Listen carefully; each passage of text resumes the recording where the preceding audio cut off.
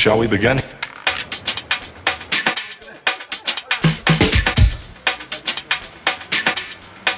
Let's begin now.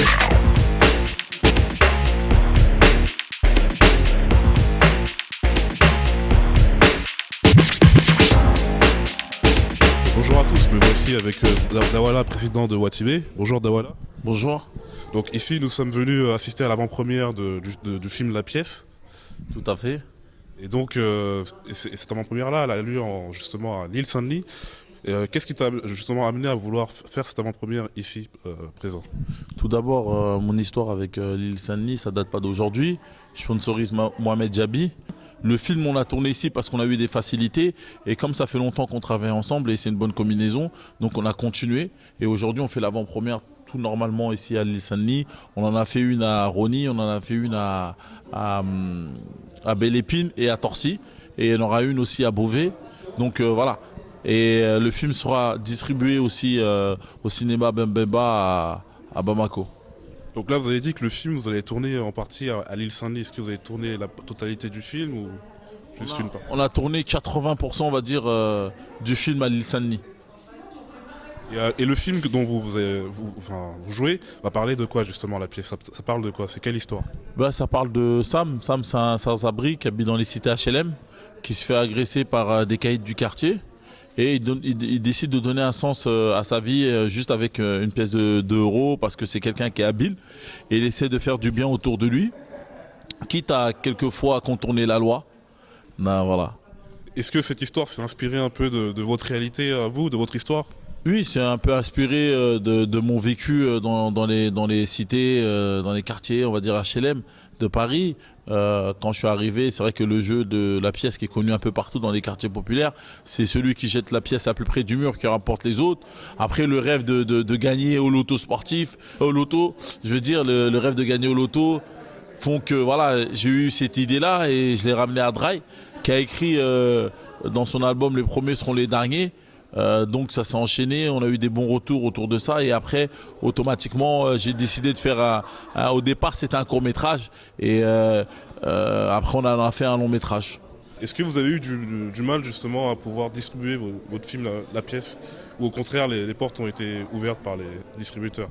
Non, ça n'a pas été facile, je me suis battu. Après la chance que j'ai, on va dire, c'est que ça fait longtemps que je suis là. Et j'ai quand même bâti quelque chose qui est plus visible peut-être que les gens qui viennent de commencer. Après oui, c'est difficile. Et c'est pour ça que j'ai dit voilà, il faut aller soutenir, il faut aller faire la promo, parce que c'est pas facile. Après, à moi après, d'ouvrir la porte aux autres jeunes qui sont derrière. Moi aussi, là j'arrive comme eux, je dois montrer mes preuves. Je l'ai fait, j'ai la chance de pouvoir le faire moi-même, de pouvoir investir moi-même. Mais voilà, derrière c'est que je puisse être vu partout, donc être aidé par tous les jeunes qui vont parler du film, qui vont faire la publicité. Et après à moi d'aider un ou deux projets, de pouvoir le mettre en avant. C'est comme ça qu'on avance en s'aidant. C'est comme ça que j'ai fait dans la musique. Voilà, là je viens dans un domaine que aujourd'hui je connais pas trop bien, mais voilà, il faut y croire. C'est le travail qui paye. Aide-toi toi-même. Après les gens ils vont t'aider. C'est ça le but. Est-ce que dans le futur, vous comptez réaliser d'autres films sur d'autres sujets qui vous touchent? S'il y a des retours, j'ai toujours dit au public, quand vous aimez quelqu'un ou quand vous aimez ce qu'il fait, ou ça soit même au niveau de la musique, il faut aller soutenir, il faut aller acheter. Comme ça, au moins, il pourra rester. Et quand tu aimes quelqu'un et tu dis juste que tu aimes quelqu'un et derrière, tu ne fais pas le geste, l'année d'après ou 2 ans après, il n'aura pas la structure pour continuer à faire des films ou continuer à faire de la musique. Vous espérez avoir du succès pour pouvoir continuer éventuellement à faire d'autres films? Oui, tout à fait. On a beaucoup de choses à dire, on a beaucoup d'idées.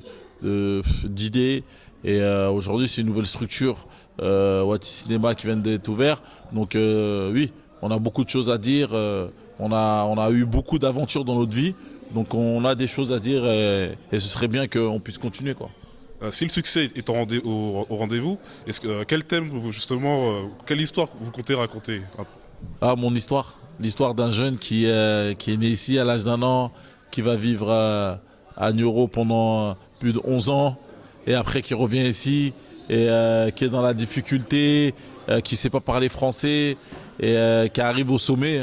aussi. Ça va être des histoires vécues en vérité. C'est vrai que votre histoire est un peu digne d'un film hollywoodien. Vous venez du Mali, vous êtes arrivé en France et finalement vous avez réussi à devenir entrepreneur et producteur de musique. C'est ce que même, on va dire, les Français nés d'ici n'ont pas réussi à faire. Donc c'est quand même une belle histoire que vous pouvez raconter.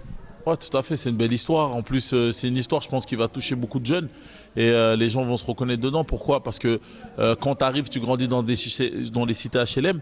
À un certain âge, tu sais, tes parents s'occupent de toi. Quand tu arrives vers 17, 18, 19 ans, il faut aller faire des stages.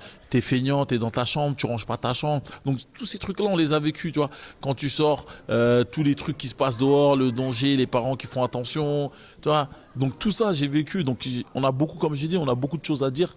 Et je pense que le prochain projet, avec beaucoup plus de budget, je pense qu'il sera plus, voilà, il sera plus, le premier film est bien, mais je pense qu'il y aura plus d'impact encore. D'accord. Pour le film que vous avez réalisé avec vos fonds propres à vous, vous avez fait une levée de fonds, du crowdfunding, ou vous avez fait juste qu'avec vos propres moyens? Non, on a posé sur la table. On a posé sur la table. On a investi. Donc comme j'ai dit, on a mis du temps. On a mis plus de 2 ans, mais on l'a fait. Au départ, c'est difficile. Tous les jeunes qui veulent réaliser des films, c'est difficile, excusez-moi, d'aller chercher des fonds pour pouvoir investir. Ben là, quand tu investis toi-même, c'est des risques aussi.